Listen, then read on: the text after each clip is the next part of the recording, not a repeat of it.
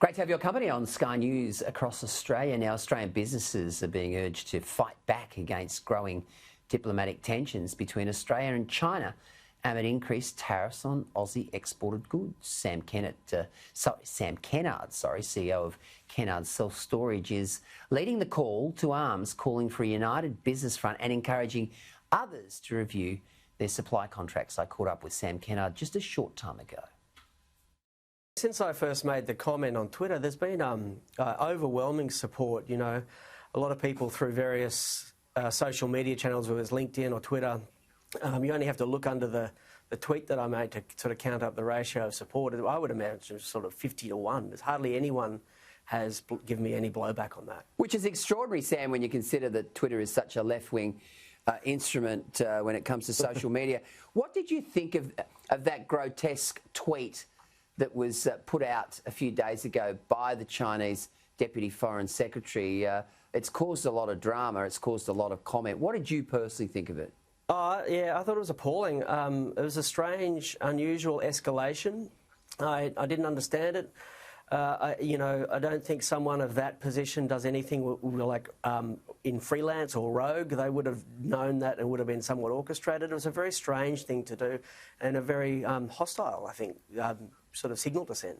Okay, so there are many Australian businesses that are very strongly linked to their trade ties with China. What are you suggesting, that we wean ourselves off those trade ties or that we cut ourselves off from China completely? Look, I was just making the point with my leadership team, because we were coming up to some renewals on some supply contracts, that given the current climate that we're having with China and their sort of apparent unfriendliness to us, that we should look further afield and see if we can't find comparable products from other markets, whether it's Korea or Vietnam or Taiwan.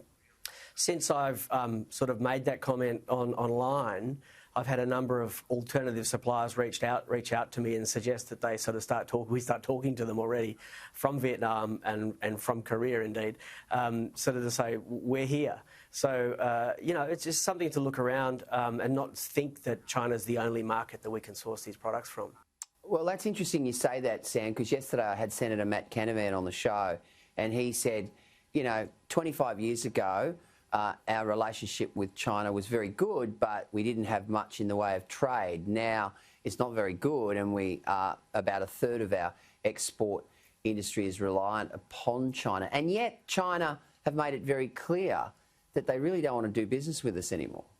Yeah, I mean, that's the strange thing, to sort of unilaterally cut off some sectors, wine, lobsters, might be beef next. Who knows who might be next?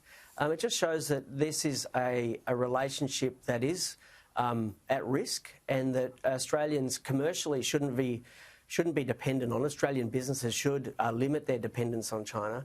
But also, I think in a longer kind of duration, if you look at China, I've been troubled by their civil liberties and their treatment of their citizens and the treatment of indeed the Uyghurs over years. And it was when they came back with a retaliation against our request for an inquiry into COVID, just a simple inquiry to see what happened, see what we could learn, and to retaliate with trade, it occurred to me that why am I, or what, in our very modest way, why are we trading with them when they can unilaterally cut off trade with us? And so I thought, let's look around.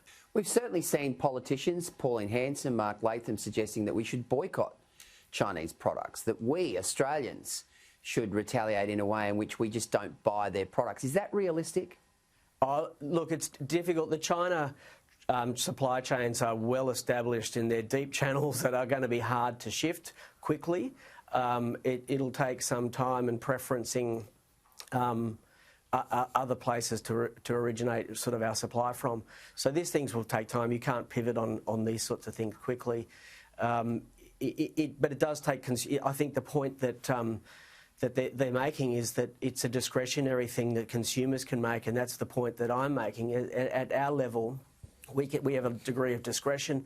I would never advocate for trade sanctions at a government level. I would never suggest that anything be done at that level. I just suggest that consumers have some power here and we should exercise that. Well, it's a courageous stance, Sam Kennard, and I think a lot of Australians are right behind you. Are you getting that sort of traction from other businesses? As you say earlier in the interview, there are people who are contacting you saying, you know, we've made a decision and we are going to go down that path as well. I mean, every bit helps, doesn't it?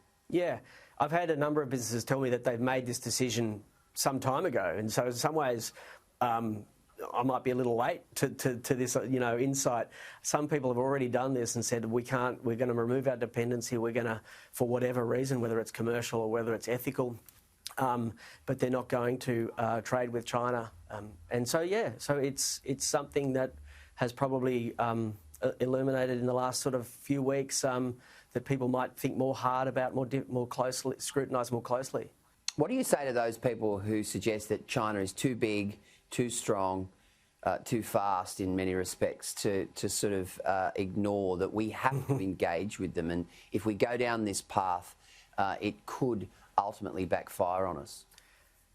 Oh, look, they are an enormous economy, and they know it.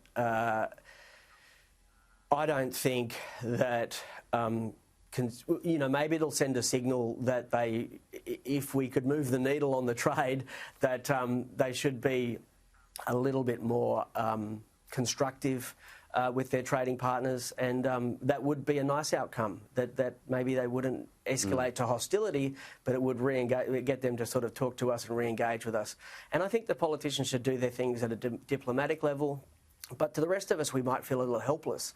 And the only thing that we can do is select and prefer suppliers or products that might be equal in quality, standard and price, and choose them instead because we want to make that point.